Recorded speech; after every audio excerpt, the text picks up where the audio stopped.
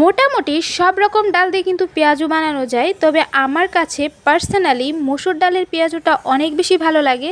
তো আজকে বিকালবেলা আমি এই পেঁয়াজুটা বানিয়েছিলাম, ভাবলাম যে শর্টকাট ওয়েতে আপনাদের একটু দেখাই আমি কিভাবে বানাই। সো হেই এভরিওয়ান, আসসালামু আলাইকুম, welcome back to my new another cooking video.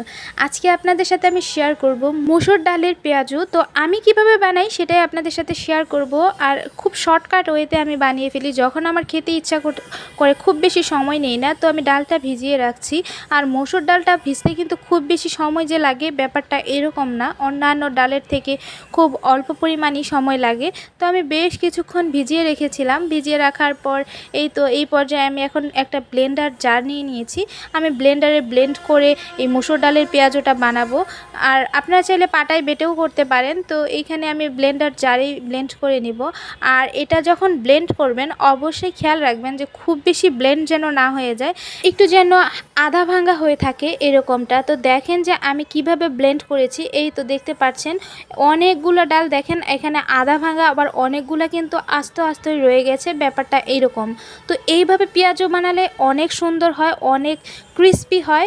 আর এখানে আমি বেশ পরিমাণ পেঁয়াজ কুচি দিয়ে দিচ্ছি, আর পেঁয়াজ কুচিটা একটু বেশি পরিমাণে দিবেন। তারপরে দিয়ে দিচ্ছি লবণ পরিমাণ মতো। আর এখানে পেঁয়াজুটা খুব বেশি পরিমাণে আমি বানাবো না, যার কারণে পেঁয়াজ কুচি খুব বেশি পরিমাণে দেইনি, অনেক বেশি পরিমাণ দিলে কিন্তু ভেঙে যাবে। আর এখানে দিয়ে দিয়েছি অল্প পরিমাণ হলুদের গুঁড়া আর গরম মশলা, যেটার ভিতরে জিরা, সব রকমের গরম মশলা দিয়ে আমি এটা বানিয়েছি। তো এই মশলাটা দিয়েছি, এখন খুব সুন্দরভাবে বেশ কিছুক্ষণ মাখিয়ে নেব। আর আমার কাঁচামরিচে যেহেতু খুব বেশি পরিমাণ আমার হাত জ্বলে, যার কারণে এই পর্যায়ে আমি অ্যাড করিনি।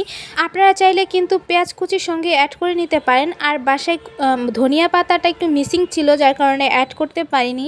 তো যাই হোক, এই পর্যায়ে আমি কাঁচামরিচ দিয়ে আবারও খুব কিছুক্ষণ একটু মাখিয়ে নিয়েছি। ব্যাস আমার এই একদমই রেডি, এখন জাস্ট শুধু ভেজে নিব। তো কড়াই আমি পরিমাণ মতো তেল দিয়ে দিয়েছি, সয়াবিন তেল। তো এখানে পেঁয়াজু শেপ করে দিয়ে দিচ্ছি। আপনারা কে কে আছেন যে মানে পেঁয়াজুটা অনেক বেশি পছন্দ করেন? তো আমার অনেক সময় কিন্তু বিকালের একঘেয়ে নাস্তা খেতে খেতে একদম বোর হয়ে যায়, তখন আমি মাঝে মাঝে এই পেঁয়াজুটা বানাই। আমার কাছে খেতে কিন্তু খুব ভালো লাগে, সাথে 1 কাপ চা থাকবে আর পেঁয়াজু থাকবে, তাহলে কিন্তু বিকালের খাবারটা একদমই জমে যায় আমার।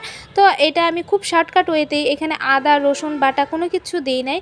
দিলে আপনারা অল্প পরিমাণ দিয়ে দিতে পারেন, কোনো প্রবলেম নেই, তবে আমার কাছে কিন্তু খারাপ লাগে না এইভাবে।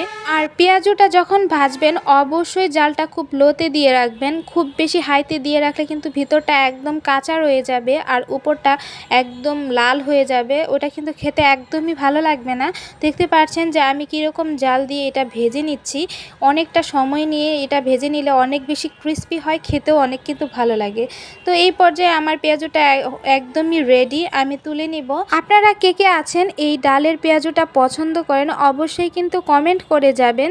তো আমার এই ছোট্ট কুকিং ভিডিওটা আপনাদের কাছে কেমন লাগলো, যদি একটুও ভালো লেগে থাকে অবশ্যই কিন্তু লাইক কমেন্ট আর শেয়ার করতে ভুলবেন না। সবাই অনেক ভালো থাকবেন, সুস্থ থাকবেন। আজ এই পর্যন্ত, আল্লাহ হাফেজ।